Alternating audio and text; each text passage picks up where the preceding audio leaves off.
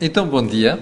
Você está com o Cor do Dinheiro, o dia 2 de outubro do ano da graça de 2020. Olha, como já percebeu, eu hoje tenho que fazer isto indoors. E tenho que fazer isto indoors porque o tempo está um bocadinho feio lá fora. Começou a chover e corri o risco de ter que pegar aqui no estaminé e vir para dentro da sala, vir para dentro do espaço quando começasse a fazer o programa. De maneira que a iluminação deste lado não é das melhores, mas você tem esta vista fantástica aqui para o claustro do antigo Hospital de São Marcos. Bom, vamos lá sem mais delongas para a edição de hoje, porque, embora a agenda não seja muito tão repleta e tão preenchida como tem sido habitual, eu reduzi propositadamente a agenda hoje. Temos aqui alguns assuntos importantes. E vamos começar, para já, saudar o facto de ser sexta-feira. Ainda por mais, eu não tinha disso, é fim de semana prolongado, portanto as pessoas a partir de hoje até segunda-feira podem desfrutar de um fim de semana que quase que é mini-férias. Ora, por onde é que vamos começar? Vamos começar pelo período antes da ordem do dia, como sempre. E para falar da ADSE, como sabe, a ADSE tornou-se, primeiro foi um privilégio que o Dr. Salazar deu aos funcionários públicos ainda nos anos 60. Foi o começo da ideia de algumas ideias de previdência em Portugal. Mas a ADSE transformou-se, com o tempo, num seguro. E um seguro importante para aquilo que são os portugueses, nomeadamente os portugueses estão ligados à prestação de serviços ao Estado. O mesmo é dizer função pública e tudo o que gravita à volta do Estado. Ora, a ADSE tem um peso muitíssimo importante no sistema de prestação assistencial em Portugal. Porque cobre... Bom, estamos com problemas de comunicação. Eu vou fazer uma coisa, vou desligar isto e vou... Bom, se voltar a acontecer, vou ter que desligar e vou voltar a fazer emissão, porque, de facto, aqui com estas condições de muita pedra, é muito difícil termos uma boa cobertura de rede. Mas dizia eu, a ADSE tem um problema. E um problema de financiamento. Isto já foi, entre aspas, resolvido ou remendado nos últimos anos, várias vezes, com medidas como o aumento da comparticipação que os trabalhadores, que funcionários fazem. Aconteceu durante o período da Troika.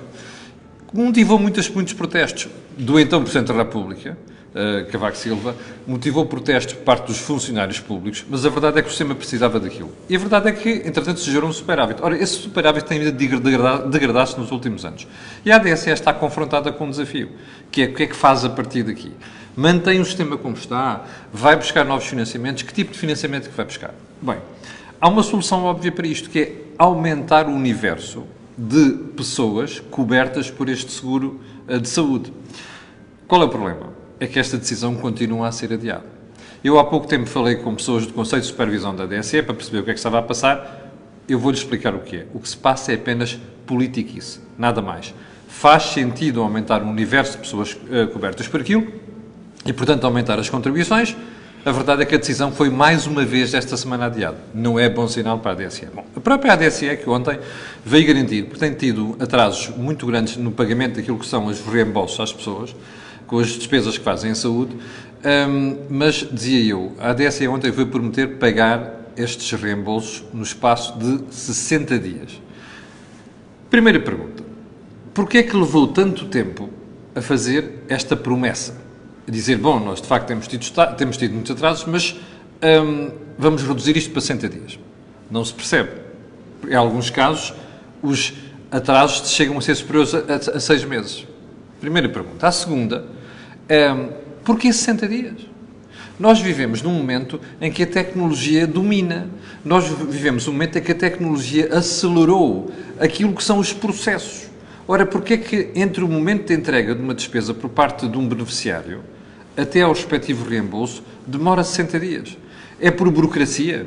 É por estupidez? É por falta de revisão de processos? É porque dá jeito à ADSE manter durante 60 dias aqueles valores até serem reembolsados? Bom, isto é uma estupidez. E, portanto, não só motiva preocupação o facto da ADSE não ter novos, entre aspas, contribuintes, como motiva preocupação o facto de estarmos aqui a falar em períodos de 60 dias para devolver aquilo que são as despesas que as pessoas realizam no âmbito da saúde. Terceiro ponto. O Presidente da República, soubemos ontem à noite, eu até pensei que fosse gozo quando me fizeram chegar a informação. O Presidente da República vai condecorar a CGTP decidiu conferir o título de membro honorário da Ordem do Infante Dom Henrique à CGTP na data do seu 50º aniversário. Eu pensei que estivéssemos a falar de um 10 de junho atrasado. Espera aí. Condecorar a CGTP com a Ordem... Desculpe. Membro honorário da Ordem do Infante Dom Henrique. Bem, eu suspeito que o Infante Dom Henrique a esta hora deve estar às voltas na tumba. O que é que a CGTP fez em 50 anos que mereça ser condecorada com a Ordem do Infante Dom Henrique? Não percebo isto. Lutas ou ação relevante na área do sindicalismo? Bem, eu só vejo o radicalismo da parte da CGTP. Nunca aderiu a nenhum acordo de rendimentos, por exemplo. Expliquem-me o que é que motiva isto? A não ser a ambição desmedida do Sr. Presidente da República de ir buscar um apoio generalizado da população portuguesa transversal para votar nele na recandidatura. Não se percebe isto, percebe? Isto é um atentado, é uma vergonha, é um insulto àqueles que trabalham e, sobretudo, àqueles que fazem sindicalismo sério. Porque não consigo encontrar nada na história da CGTP que mereça ser membro honorário da Ordem do Infante Dom Henrique. Bom, olha, está a ver porque é que eu tenho dito repetidas vezes que não vou votar no Sr. Presidente da República, no atual, se recandidatar? Bom, aqui está uma das razões. Ponto seguinte. Pergunta. Vamos ter uma guerra de spreads no crédito de habitação? Eu vou-lhe explicar porque é que estou a falar disto. Há vários jornais, inclusive é o meu, que traz hoje em manchete esta história. Eu sei que tem ao contrário, mas diz assim. Guerra nos spreads esmaga juros da casa. Taxa dos novos contratos baixou pela primeira vez os 1%. Bancos emprestaram 30 milhões por dia desde o início do ano, mais do que em 2019. Bom, de facto, nós estamos perante movimentos de alguns bancos que, em alguns casos, já colocaram um spread. O spread, como sabe, é aquela percentagem que os bancos põem acima da Euribor, ou do indicador de referência, taxa de juros de referência. E é isso que, neste momento, os bancos estão, entre aspas, em guerra uns com os outros. De tal maneira que já há bancos que colocaram um spread abaixo de 1%. Bom, deixa-me fazer uma pergunta. Você acha que isto é um momento certo para os bancos andarem a fazer, entre aspas, loucuras comerciais? Porque isto é política comercial, não é? Estão a baixar juros preocupados com aquilo que é a concorrência entre instituições. Portanto, fica aqui a pergunta. Você, neste momento, tem moratórias em curso, no total de 40 mil milhões de euros. Ouviu bem? Você tem uma boa parte destas moratórias concentradas no crédito de habitação. Você tem moratórias no crédito ao consumo. Isto é o momento certo para os bancos andarem de gladiar-se com guerras comerciais? Nomeadamente nos spreads? Bom, se calhar o Banco de Portugal devia ter aqui alguma intervenção preventiva, digo eu. Porque sabe qual é o custo destas coisas? É que depois, quando há um problema, e nós temos um problema generalizado na sociedade, alguém paga. Adivinhe quem é que costuma pagar isto? Exatamente, você e eu, e depois os contribuintes, quando os bancos têm problemas. Se calhar valia a pena pensar no assunto agora, antes de virmos a ter um problema sério, daqui a uns meses ou daqui a uns anos. Bom, ponto seguinte, ainda no período de ordem do dia, você lembra-se que a conversa dos centros de dia abrirem a partir de setembro? E que iam abrir de forma faseada, não iam ser todos a princípio, porque não era possível e não sei das quantas. Nesta semana ficámos a saber que um número reduzido, face àquilo que se esperava, de centros de dia abriram. Moral da história. As pessoas estão a ser atiradas para lares, mesmo quando não faz sentido estarem em lares. Ora, você sabe o problema que existe mesmo nos lares e os focos de contágio. Deixe-me fazer-lhe uma pergunta. Onde é que anda a ação da Direção-Geral de Saúde e do Ministério da Segurança Social neste capítulo? Caput, não é? Depois vem-nos contar histórias sobre estarem a fazer tudo e mais alguma coisa para evitar problemas, para evitar contágios, para evitar chatices com pessoas de idade, não é? Que são o grupo alvo e que motiva mais preocupação nesta área. Julgo você. Vamos então à agenda de hoje? Então é isso. Já com 9 minutos de programa. Isto parece o governo das moratórias. Sabe porquê? Olha, ontem ficámos a saber que o Dr. Duarte Cordeiro, como sabe, é o Secretário de Estado que acompanha o Primeiro-Ministro nestas matérias e também aquilo que eu costumo chamar um dos freiteiros do Governo e que é responsável pela negociação com o PCP e com o Bloco de Esquerda, está a fazer tudo o possível imaginário para dar uns rebuçados ao Bloco de Esquerda, para o Bloco de Esquerda aprovar o orçamento. E o PCP também. No PCP vai ser muito mais complicado. No caso do Bloco de Esquerda, que era aquele que o Primeiro-Ministro menos gosta na coligação, parece que se tornou o aliado preferencial. Então, toca dar buçadinhos. O último rebuçado é o Governo decidiu que aquela suspensão dos contratos coletivos de trabalho vai haver uma moratória. Espera aí. Isto foi alvo das preocupações da Troika durante o programa de ajustamento. Esta foi uma das alterações mais relevantes na reforma do mercado de trabalho. Ora bem, nem Bloco nem o PCP nunca viveram muito bem com isto, não é? Bom, e o que é que, entretanto, tem feito? Uma pressão desmesurada para ver se o Governo revê todas estas condições, todas estas limitações que foram colocadas na altura àquilo que era uma política socialista / comunista em matéria de legislação de trabalho. Ora, é exatamente isto que o Bloco e o PCP querem acabar e é exatamente isto que o Governo, mais uma vez, a história das moratórias já reparou, olha, moratória na despesa de pessoas nas casas, moratória de terminar os contratos de arrendamento, não se pode terminar esse contrato. Moratória agora na suspensão dos contratos coletivos de trabalho. Bem, isto é uma vergonha, percebe? Já pode perceber, porque é que eu tenho dito ao longo dos últimos anos que não há uma medida deste Governo que configure uma reforma do mercado de trabalho. Aliás, mercado de trabalho, mercado de nada. Não há uma única reforma.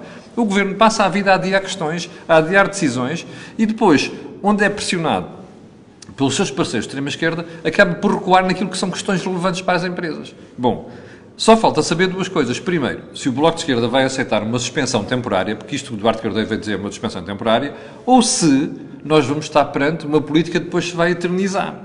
E já agora, se é para ser temporário, ainda falta saber durante quanto tempo é que isto vai ser suspenso. Isto a mim faz uma impressão muito grande. Sabe porquê? Se você for ver, 6 anos deste Governo, com o apoio da extrema-esquerda, serviu para apenas uma coisa: governar contra as empresas, percebe? Governar contra a liberdade económica, tudo aquilo que é suscetível de criar postos de trabalho, criar riqueza, apoiar as empresas, é vilipendiado por este Governo. Sobretudo pela pressão do Bloco de Esquerda e do PCP. Aliás, faça o favor, é o meu artigo hoje, olha, nem a propósito, o meu artigo hoje no Jornal de Negócios foi escrito antes de sabermos disto. Mas aqui o artigo diz apenas isto: em 6 anos, isto é um cardápio de medidas contra as empresas. Esta é apenas mais uma delas. O que eu gostava de tentar perceber é onde é que se vai buscar receita no futuro? Onde é que se vai buscar empregos? Onde é que se vai criar riqueza? Se não for as empresas a fazer isto, quem é que faz? É o Estado? Pois é este o prémio que as empresas recebem por parte do Governo e por parte da coligação chamada Geringonça. Não se esqueça, você votou nesta malta. Ponto seguinte. António Costa veio ontem dizer que acredita que as regras de disciplina orçamental, como sabe, estamos a começar um novo Conselho Europeu. António Costa veio dizer que espera que as regras de disciplina orçamental continuem suspensas até 2022. Como sabe, a regra do déficit, que é uma das preocupações de maior parte da Comissão Europeia no âmbito da nova governação económica, foi suspensa, acredita-se, até 2022. Em princípio seria até 2021. António Costa espera que isto seja mantido até 2022. Eu vou dizer uma coisa, só há uma coisa a dizer sobre isto. Estou brutalmente preocupado. E porquê é que estou preocupado? Olha, por uma razão muito simples. É que quanto menos regras houver, quanto mais laxismo houver aqui, países que têm um problema com as contas públicas, como Portugal, tendem a fazer disparates.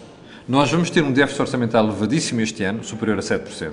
No próximo ano vai voltar a estar acima do limite de 3%. Mas não esqueça de uma coisa, é que quanto mais déficit você tem num ano, mais dívida tem no ano seguinte. Porquê? Porque esse buraco orçamental, a diferença entre receitas e despesas, é coberto com o recurso à dívida, porque você não pode imprimir moeda, o BCE não pode fazer isso. E, portanto, emite-se dívida para financiar a despesa. Ora, a nossa dívida era de 118% do produto interno bruto no final de 2019. Já vai, em agosto, em 134% do produto interno bruto. Eu suspeito que vamos chegar ao final do ano com o valor acima deste. Agora imagine o que é que vai acontecer em 2021. Isto vai pular. E já agora, se você continuar a ter déficit e vai ter em 2021, o que é que vai suceder? A dívida de 2022 vai voltar a subir. Pergunta.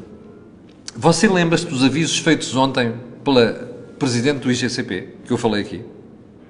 Lembra-se dos avisos feitos pela Sra. Ursula von der Leyen, na entrevista que deu, nas declarações que fez quando visitou Portugal esta semana? Todos os avisos em relação à gestão da dívida. Então, deixe-me fazer uma pergunta. O Primeiro-Ministro espera que as regras de disciplina orçamental sejam laxistas até 2022, é isto? Para nós termos mais déficit? Nós estamos com a dívida, com um problema à perna chamado dívida pública. Bom, isto é uma no cravo, outra na ferradura. Eu imagino que isto seja feito para tranquilizar os parceiros de esquerda. Bem, mas há uma coisa que não me tranquiliza, que é não só o contribuinte, que vai pagar esta marmelada, como não tranquiliza os mercados. E como anda por aí a ser alertado, mais um dia aqui, um dia ali, um problema aqui, um problema ali, um dia alguém perde a fé e a confiança na dívida e na capacidade dos países de reembolsarem a sua dívida e vai por ali acima. Nesse dia, como você sabe, vamos ter uma coisa, que é o 4º programa de ajustamento. Estamos-nos a pôr a jeito, percebe? Estamos-nos a pôr a jeito. Ponto seguinte. Lembra-se que ontem falámos no número de funcionários públicos admitidos pelo Estado? E lembra-se que dissemos que esse número tem vindo a aumentar no SNS? Pronto. Ontem ficámos a saber, por parte do Ministério da Saúde, que vai ser contratado mais 4.380 profissionais de saúde. Já tínhamos sabido ontem que passou a haver mais 2.595 enfermeiros. Deixe-me fazer uma pergunta, que eu fiz ontem também em relação aos enfermeiros. Você acha que isto obedece a um plano coerente de reforma da administração pública? Você conhece algum plano por trás disto que nos explique porque é que estão a contratar mais 4.380 funcionários, nomeadamente na área da saúde? Você conhece algum plano em que tenha explicado para que é que isso serve? Você conhece o desenho do novo edifício no âmbito da saúde e do Ministério da Saúde que acompanhe ou que justifique este aumento de funcionários públicos? Não conhece, pois não? Eu também não. Bom, está a ver porque é que estou preocupado. É que isto é assim, é correr atrás de prejuízo. Hoje é preciso ali, deixa-me lá ir contratar. Amanhã faz falta ali, deixa-me lá ir contratar. Não é assim que se faz o Estado, não é assim que se faz a reforma do Estado, não é assim que se desenvolve o edifício do Estado. Nós não sabemos se é para rejuvenescer quadros, não sabemos nada. Sabemos é que se vai contratando. Como você sabe, cada vez que se contrata um funcionário público, como nas empresas, é uma despesa permanente, que recorre, que se repete todos os meses. Ora, nós estamos em ambiente de baixa da atividade económica. As receitas estão a cair e vão cair mais. Ora bem, como é que neste momento, sem uma reforma por trás disto tudo e sem um plano coerente, se contrata mais funcionários públicos? Responda você. Ponto seguinte. Vamos voltar às camas publicitárias? Vamos. Você recorda-se, nas últimas 2 semanas, falámos aqui do Estado estar a prometer não sei quantas camas, 2.500 camas, e não sei quantos. Na semana passada ficámos a saber que, afinal, eram 300 camas, e agora, ontem, ficámos a saber que daquelas 738 camas que o Governo falou esta semana, apenas um valor muito, aliás, inferior a 100, são camas novas. Bom, conhece melhor forma de mentir? Promete-se uma coisa, fala-se uma coisa, avança-se com números e depois diz assim, afinal, a realidade mostra um valor completamente diferente. Bom, isto é para você perceber porque é que eu digo muitas vezes para estar atento. É porque as anúncios, isto é um pecado capital deste Governo. Anuncia medidas, anuncia reformas, anuncia números e depois ninguém acompanha. E é pena, porque depois na execução vais descobrir que aquilo era tudo uma mentira. Não tinha rigorosamente nada a ver com a verdade. Ora, na área das câmaras universitárias está a suceder exatamente a mesma coisa. Está surpreendido? Não está, pois não. Isto é a regra do ouro deste Governo. Ponto seguinte. Vamos voltar à conversa da doutora Cristina Casalinho, que é presidente do GCP, e que eu já disse aqui várias vezes, tenho um grande respeito por ela. Só que ela está a gerir os interesses do Estado. Não está a gerir os nossos interesses. Então, vamos lá perceber porque é que eu estou a falar dela hoje outra vez. A doutora Casalinho, na audição aos deputados, explicou que o Estado paga demasiado pelos certificados de aforro. Os certificados de aforro foram inventados durante o salvo no princípio dos anos 60 como forma de estimular a poupança das famílias.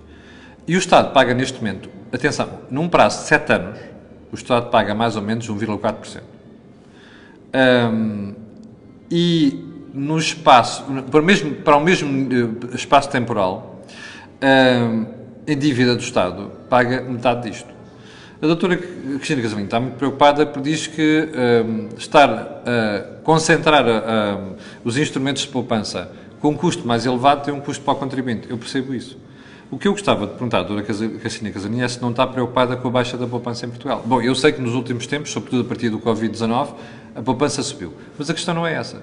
O Estado tem uma função que é intervir no mercado quando é necessário. Ora, os certificados de aforo desempenham uma função muito importante. Sabe porquê? Porque obriga os bancos a estarem atentos naquilo que é o nível de taxas de juros que depois oferecem nos depósitos.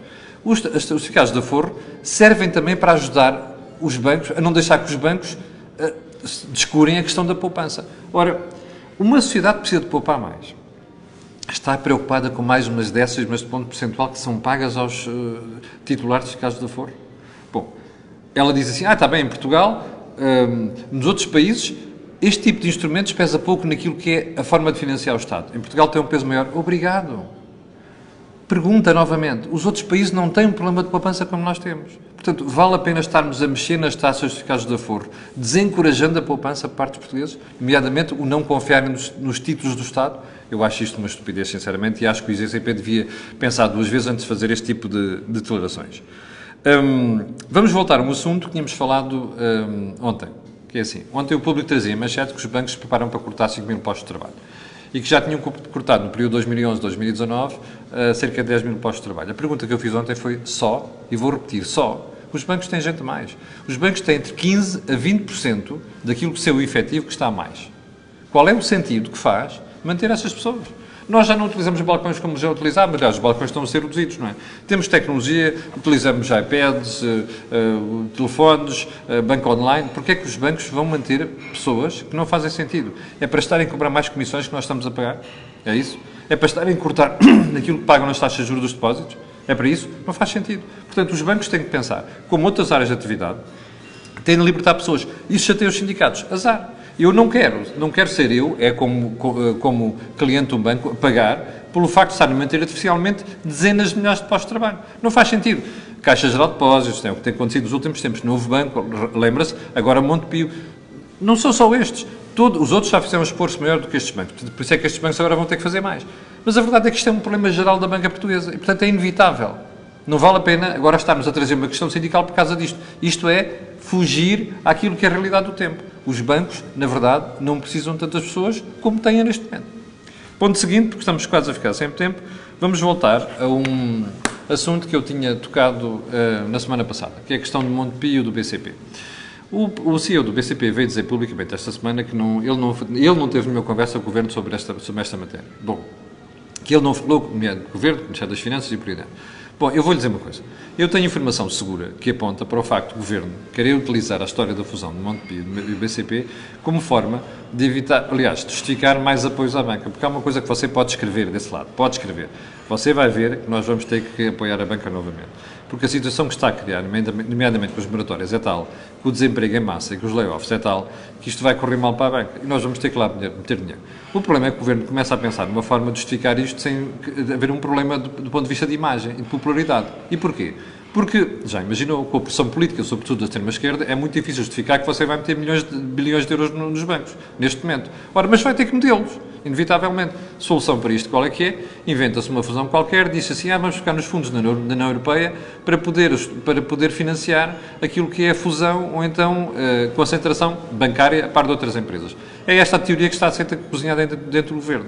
Vai funcionar? Não sei. Há uma coisa que eu sei. Eu acho que o BCP devia preocupar-se a resolver primeiro os seus problemas e o Montepio também, antes de sequer pensarem em fazer uma fusão de bancos. Até porque eu lhe vou dizer na próxima semana quanto é que eu acho que falta aos bancos neste momento, ok? É o meu cálculo. Posso estar enganado, mas é o meu cálculo, mas eu vou guardar esse exercício à próxima semana.